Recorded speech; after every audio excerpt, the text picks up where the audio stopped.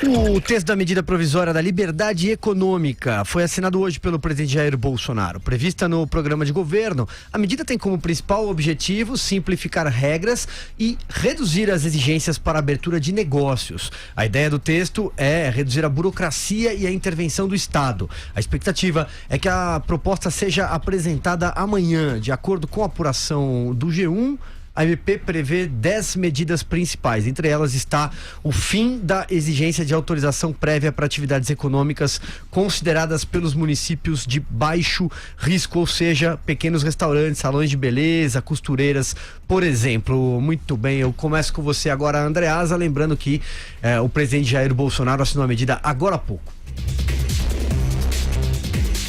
É uma ótima medida.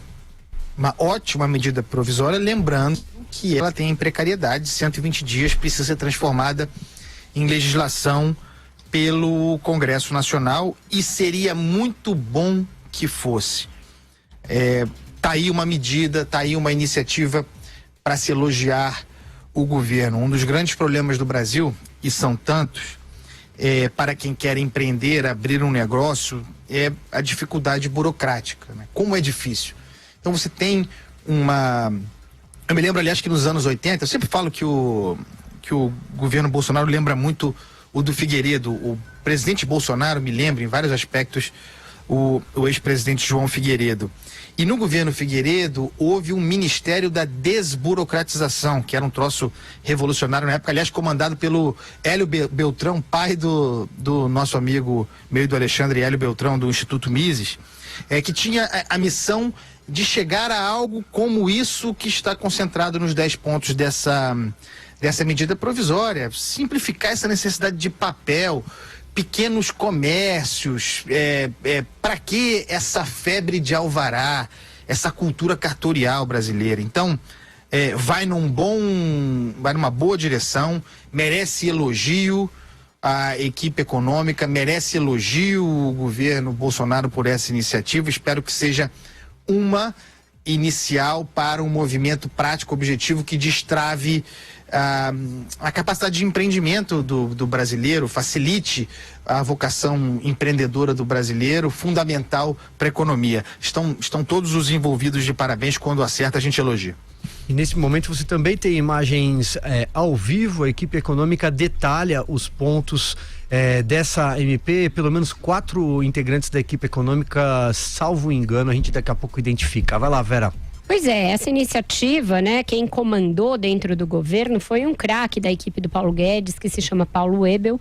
Ele foi levado, é um jovem secretário, foi levado pelo Paulo Guedes para sua equipe e desde então comanda toda essa área de desburocratização aí do governo, e é uma medida que moderniza a legislação para abertura, fechamento de empresa, concessão de alvarás para pequenos negócios que não ofereçam risco, porque lembrando, alvará muitas vezes significa segurança. Então alvará para funcionamento de casas noturnas, por exemplo, é algo necessário, porque senão pode desembocar em uma tragédia como a da Boate Kiss, no Rio Grande do Sul. Então, estão excetuadas das empresas e startups que não terão exigência para obtenção de alvará, estão excetuadas esses casos. Então, vale apenas para atividades de baixo risco. Então, era necessário, isso já vem sendo postergado aí ao longo dos últimos governos. O governo Michel Temer disse que faria algo nessa linha da desburocratização, mas não teve tempo, não dedicou prioridade a isso, e agora se faz no início do governo. Está em consonância com o que estava no programa de governo, e isso é sempre bom, é um aprendizado no Brasil, que governantes comecem a implementar, uma vez eleitos aquilo que se dispuseram durante a campanha.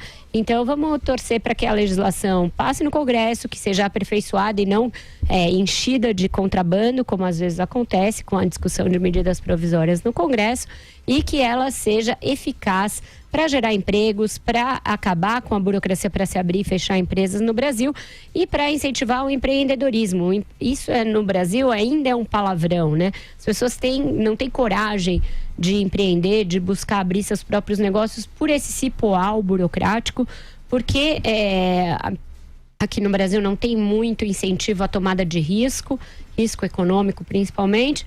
Então, medidas assim começam a tornar isso menos um bicho de 7 cabeças. Começam a abrir, principalmente para os jovens, a ideia de que você pode ser mentor da sua própria vida econômica, mentor do seu próprio negócio, que pode gerir a sua própria vida econômica. Isso é bem positivo no momento em que aquele emprego tal como a gente conheceu, emprego formal, carteira assinada, horário de trabalho, vai ser algo cada vez mais escasso, algo cada vez mais longe da realidade do Brasil e do mundo.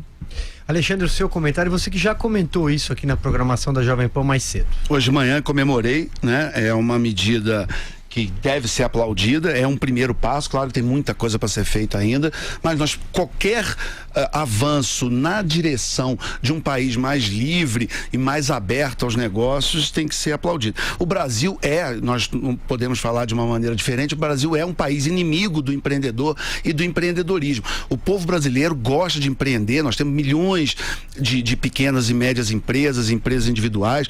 O brasileiro, quando você conversa, pergunta qual é seu sonho, quase todo brasileiro vai dizer, eu quero ser dono do meu próprio nariz, eu quero abrir meu negócio. Então, esse mito que o brasileiro é estado dependente, eu não concordo. Acho que todo brasileiro gosta de poder ter a possibilidade, pelo menos em algum momento da vida dele, empreender, mas o país é feito de uma maneira onde o empreendedorismo é um ato de teimosia. Por quê? Isso não é opinião, você pode ser medido. O ranking mais importante do mundo de liberdade econômica é o da Heritage Foundation, que é um think tank americano, e ele mede a liberdade econômica em 180 países. O último, que é o ranking desse ano, o Brasil está na posição de número 150. Então, vou repetir, 150 e 180 países. Nós somos dos países mais fechados, burocráticos, inimigos dos negócios do mundo inteiro. É um ranking muito complexo, que mede o império das leis, a eficiência regulatória, o tamanho do governo, a carga tributária, a abertura dos mercados e o problema no Brasil tem que ser atacado, porque liberdade econômica não é só baixar imposto. Baixar imposto é importante, mas você tem que lidar com todas essas áreas.